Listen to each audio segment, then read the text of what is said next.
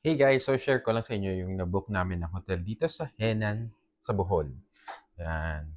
So, pag may Henan, mas gusto ko talagang nagbo-book ng Henan kasi isa sa mga gusto ko sa kanila is itong bathtub. Yes, may bathtub kasi ang Henan. Yan. Tapos, yan. Tapos ito, meron din siyang ah, ganito. So, pwede mong buksan to kung gusto mo nakabukas habang ikaw ay nagbabathtub. Yan. Tapos malinis din talaga and super mabait ng tao sa henna. And then, yan, may towels. Then, ito, complete yan, yung hygiene kit mo. Yan. Kompleto yan. Tapos, nire-replenish naman nila everyday. Gamit namin yan. Then, may blower. Tapos, maganda yung salamin nila, oh. Yan. Diba? Okay na okay. Yan yung toilet and bidet. And then here, sa kanilang closet, meron silang pa-umbrella. Actually, lahat ng henan may umbrella. And then, may bathrobe din. Yan. Tapos may safety box. Yan. Gamit namin. And then, ito beach towel to. So, naghiram kasi ako kanina. So, may binibigay silang card para pang-replace ng beach towel. And then here, yan, may water din. Free complimentary water. So, medyo madumi kasi pinaglagyan namin ng mga gamot na.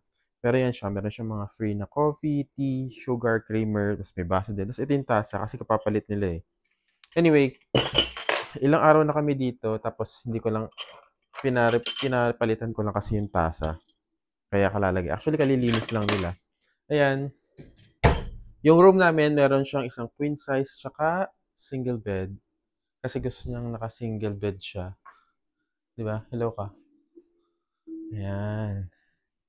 'Di ba? Ayan yung room. Actually, maaliwala, super sulit talaga for me. Actually, yun nga lang dito sa Bohol, medyo mahal lang ang price nila. Oo, medyo mahal na sila. Dati kasi nung una ko na-book 'to, ano lang eh, around 5,000. Ngayon, nasa 10,000 na sila lagi. So ito, anyway, ito yung view natin sa aming room.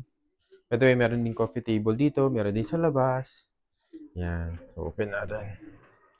Yan. Dito ang ating view outside. Nasa 7th floor pala kami. Yan. Oops. Yan. Okay naman, maganda. Right. So, again, ay may TV pala sila. Hindi nga lang siya smart TV, I think, kasi walang Netflix. Ano masasabi mo sa room? Oh, may sampayan din. Oh, kita yung underwear ko. Yan, may sampayan. Ano masasabi mo sa room natin, babe? Very comfy. Ay, oo. Very cozy. Yung ano, 'di ba? Yung Sarap ng kama, tsaka lang ulan, yung tsaka lang pang corner. yes, ang sarap ng kama nila. Yan, wait lang. Ito.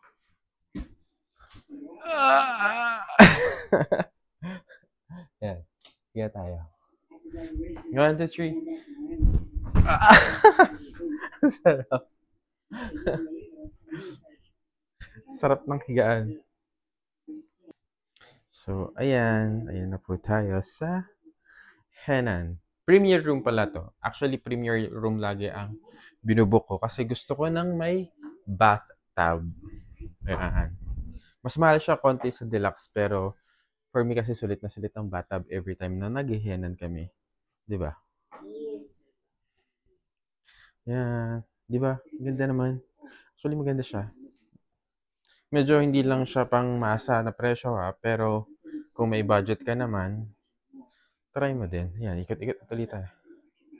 Yeah. Kasi lilib niya daw ulit ako sa Henan next month. Sinabi niya na yun. So, wala nang bawian. Ayun yung restroom mo, kita mo from here. Pero pwede mo naman ibaba yung parang blinds ba tawag dyan? Yan.